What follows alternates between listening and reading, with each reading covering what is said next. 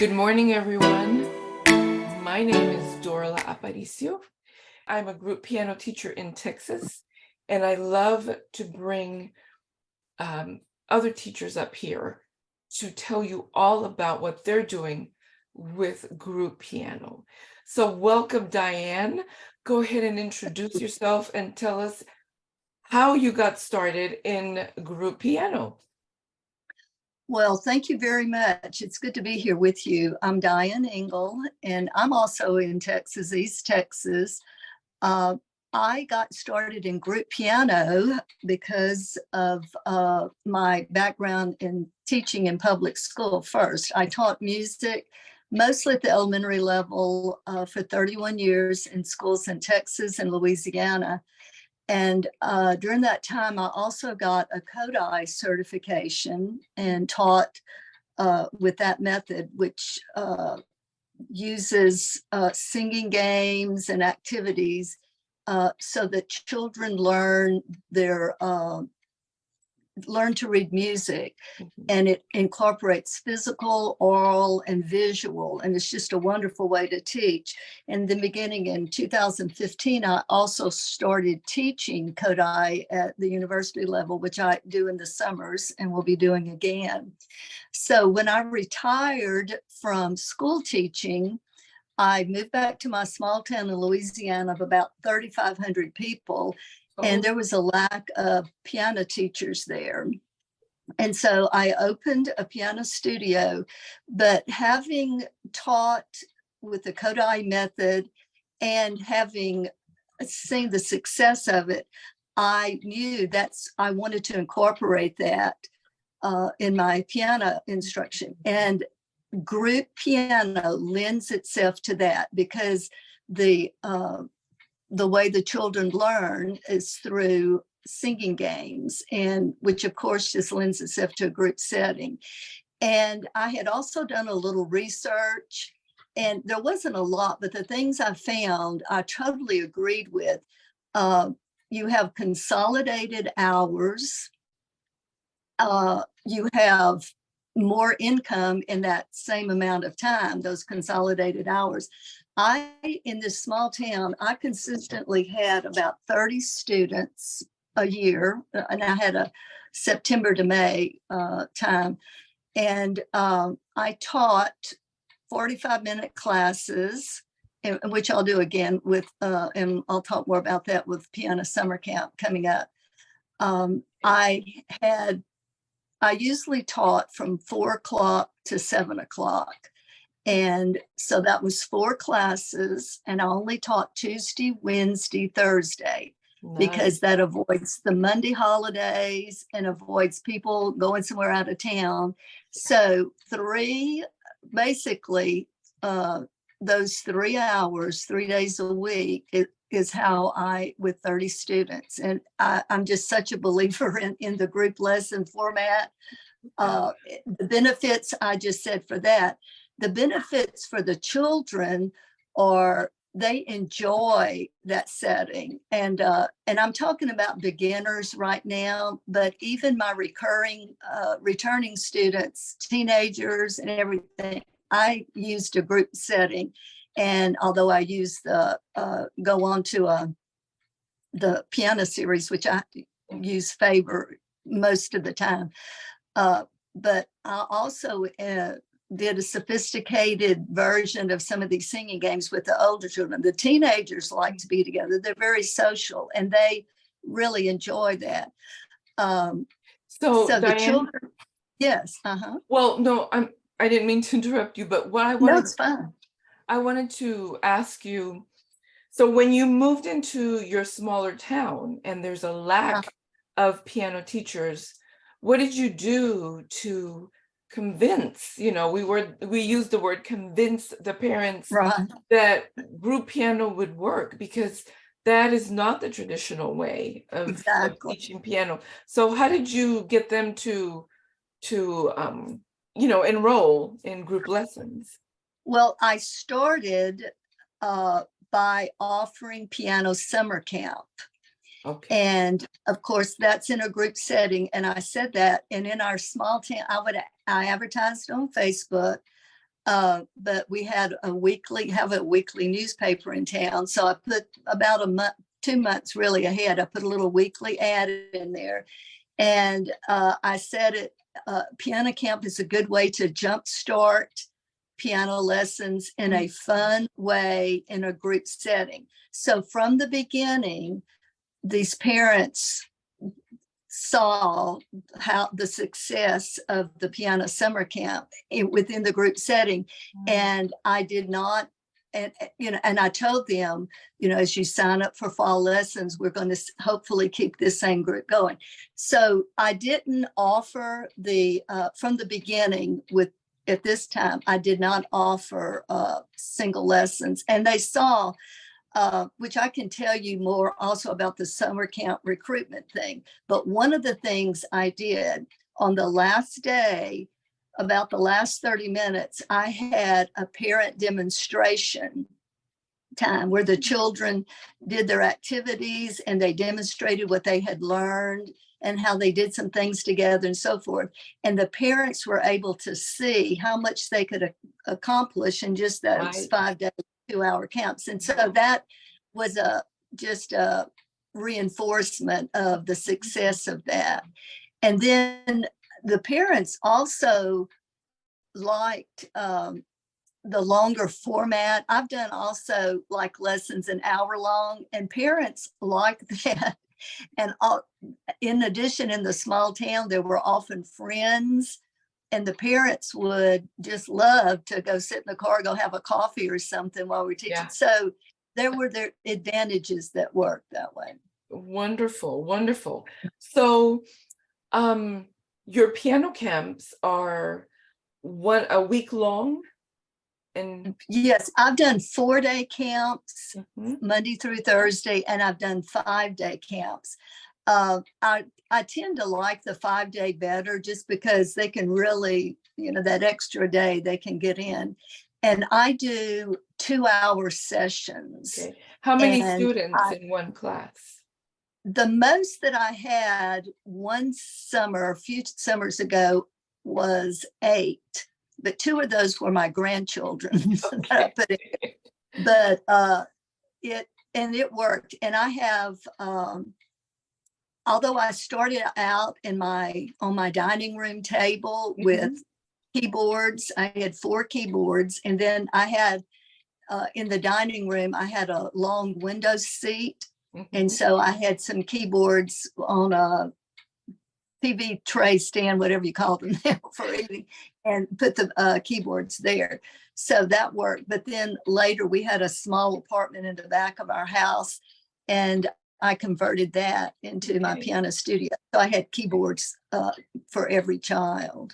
So because right now we're in the month of April, and I know a lot of teachers are thinking about piano camp. Tell us, where did you get the materials to do your piano camps, or what kind of training, or what did you come up with? Tell us more about that. Well, actually, I have a publication about it after I've done it a few years, and this is a resource guide. And these are very specific 5-day lesson plans. And that's the material. And this is there's reproducible materials for the children in here. And that's from the piano book that also have the play and play, but very detailed lesson plans. And I made myself follow it. And I made myself read the instructions just like I had never done it, just to see. And the sequencing was really, it worked. But I did that. But I also, for the older children, recurring, people that are coming back, I've done things like one time I did Christmas in July or Christmas in the summer. And we worked on Christmas carols, our refreshments, or snow cones, or, hot chocolate and all that. So there's a whole thing that you can do with beginners with the singing games. But if teachers listening have students that they want to transition to a group setting, then the summer camp is a good place to do that also. Yes. I've done there's an art teacher in our small town, and we did a combined fine arts camp. And so he taught some, I think it was motion, pen and ink or whatever. And then we would switch our classes out. I would teach the piano part. We did learn the maypole. And then there was in Houston, which is about a 2-hour drive, there was at the Museum of Fine Arts, there was an exhibit going on, choreographic objects. So we took a field trip. Okay. I've done, there's countless things that you can do with those returning students in a group setting. We did some compositions and things like that too. So are all these ideas something that you have written down, or yeah. Oh, you do? Is it in that resource guide? Yes, some ideas in there.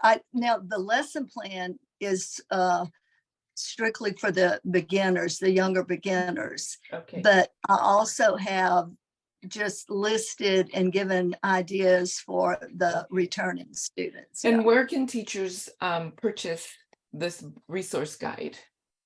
On Amazon. On my website, there's a link to that. Okay. So I'm going to ask you that when we're done talking today, that in the comments on Facebook, you would put your website. Will do. Also put where we can buy the books on Amazon, because I'm one that I would love to see the resource guide. I'm always trying to find more stuff to do with my kids. Right. So piano camps is great for recruiting and retaining. And I love the way that you've done that. I think it's been 3 summers ago, I got 12 new beginners strictly from there. And, there's always children, especially as you get older, they're transitioning out, they're not, and you're getting new. Although I have some that went with me 10 years in a row. Yeah. But that was evident right there, evidence of that piano camp. That was a great recruitment. That is wonderful. So let's go now into the group piano classes that you've taught all these years, using your method for the beginners, right? And that method is it also called Play and Play? Yeah, this is the student book, and I've just revised this with the teacher edition because I really realized I needed a lot more detail on the singing games and a couple of things. Plus, I saw a couple of mistakes that, I have had it proofread, but anyway, I had to correct a couple of things. But like for instance, in fact, if you want me to demonstrate, I can demonstrate a game for you. This is one that they do in piano summer camp. This plays these clapsies with the ball, but teenagers will play this like, just the kids. But the teacher book has the student page exactly, but on this side are the music instruction, game instructions. Okay. And also with because one important question people ask is the management of your lesson when you're teaching in a group, because you do need to hear children. They need to play individually, especially young beginners. They are not capable, I have found at the beginning until it's almost May, recital time, to just play right. So while you're working individually with this particular book with the beginners, there's every game song is also a color sheet, and I'll just show you like for instance, this is the closet key, and you can see on my website the kids actually out in my garden doing this. And I also have this mural that I had done. Let's see. Nope, I'm going the wrong way.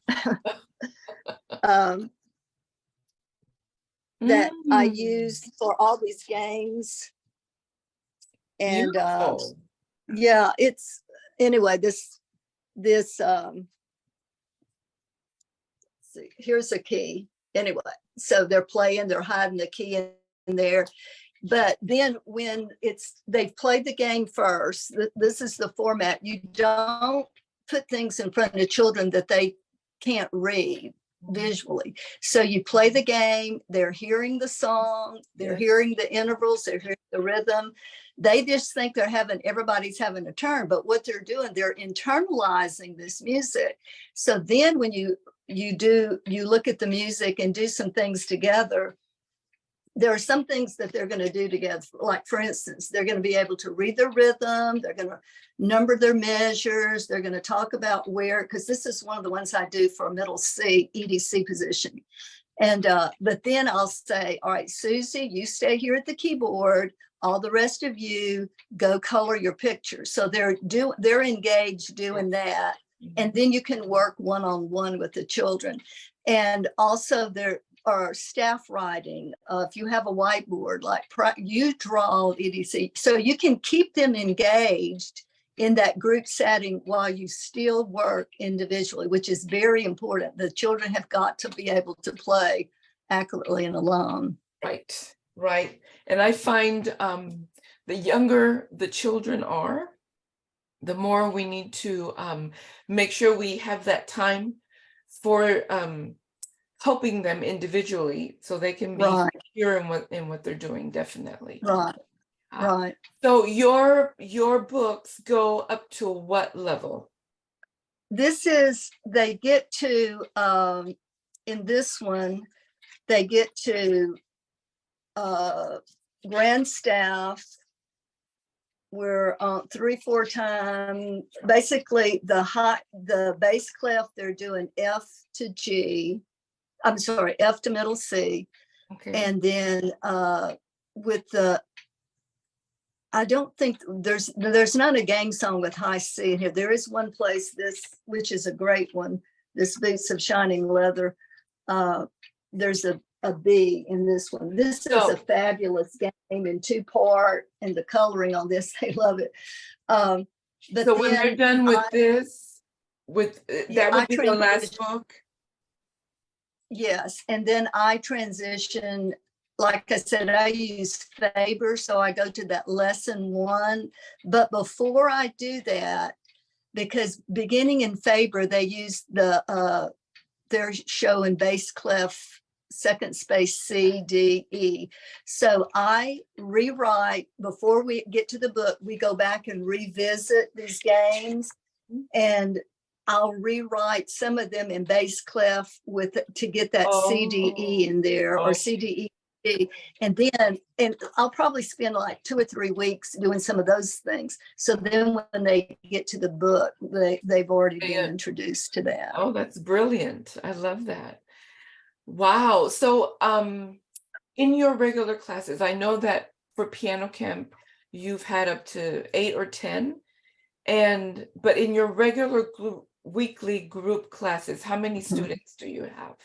On the average of 4, okay, well, maybe even 3. There's sometimes I'll start out with 5, and things happen where I have to switch because of scheduling, or I see that I try to put them by age and ability, and sometimes things work better and they have to transition. So 3 or 4 is usually what I.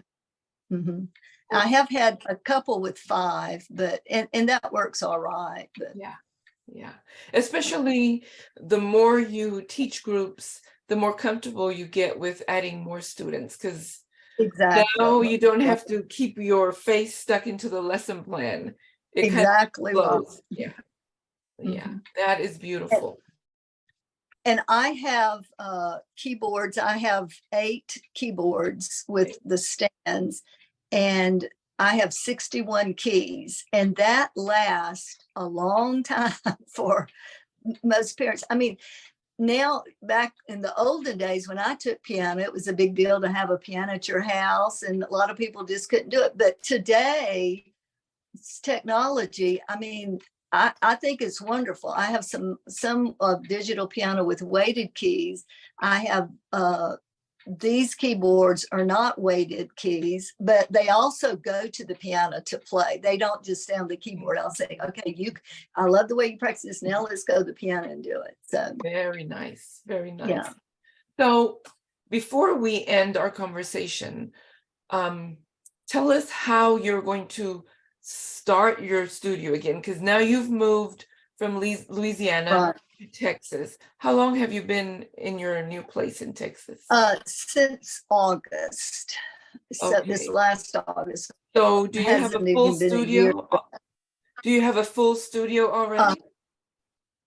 No, I do not. I've taught, actually, because where we live, it's a wonderful place, but it's mostly retirees, so they're not young children. So I've done some substituting in the small little rural schools, and this is so fun because I'm just doing elementary, substitute teaching, but I have done some singing games, and every day that I've been there, and I was in a third grade about a month ago, and I did, they were doing, it was math, and they were doing multiplication. So I have this song with stacking hands and ABA form, the whole thing. And the teacher saw me the next time that I substitute. She said, "Who are you?" She said, "My kids are saying you are the best substitute they've ever had." Well, it had to do with those singing games. I've done it with all of them. So anyway, that's been a recruitment just to, work in that school. But I'm also going to put it, I'm going to do some Facebook things. There's a small town not far away. I've already talked to a grandmother who has recruited me to teach a group of her grandchildren plus other things. So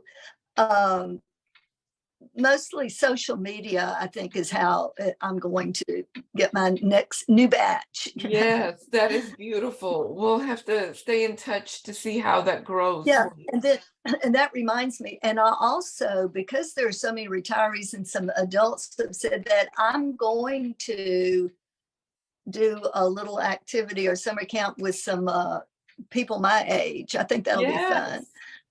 A group for adults. Oh, yes, that will be awesome. Wow, Diane, this has been great to get to know you and the way that you have been teaching and how you're starting all over again. That idea of going into the school and substituting's gold. I hope everybody was writing that down, because that's brilliant. Yeah, it is good. And especially like if you're a substitute and they say, okay, they'll leave lessons, you can turn on this video and stuff. I never turned on a video. I have never done it. In fact, I have to teach Friday. But I'm bringing, I'll show you this. And this is in the book. And teenagers like this. All right, it's called Jump Frog Jump, and I have these bean bags. The gator is there, and then they throw, and they're catching. I've done this with the older kids and so forth, but in just returning students. But I'm going to bring that, and how I'm going to get that in, and I know that'll be a hit. Well, I love all of those games and ideas. I'm going to be ordering your book. I know. Well, good. Yes. And and everybody that is interested in that, please feel free to call me or video, because I just did this a couple of days ago. Like, would you play this game for me, video, because I'm not sure, and I'll be happy to do that. So beautiful. Beautiful. Yeah. Okay. So yeah, and I enjoy your group, this Facebook group, because I've learned a lot too, just people interacting. So I'm glad to participate. Yes. Yeah. Oh, thank you. Yes, I love it when everyone is sharing what they do, because group piano is not done just one way. Exactly. Because we're not all the same. So we all do it differently, and we will find other teachers that are interested in just learning from everybody. And I love that. I think that's the best. I do too. Thank you so much. Thank you. Yeah, I enjoyed this. It's been a pleasure talking to you and learning from you. And make sure you put your information on the comments so I know everybody's going to be interested to go look at the book like I'm interested. And your website also has a lot of good information and samples of your classroom. Right. And you can see there's a gallery of pictures. You can see how we're incorporating some of the activities inside and outside. I go out and play with the kids outside and then come back in and play that music. All right. Well, thank you again. And I know during the day, teachers will be watching and over the weekend. And thank you, Diane, once again. Bye-bye. You're very welcome. Goodbye.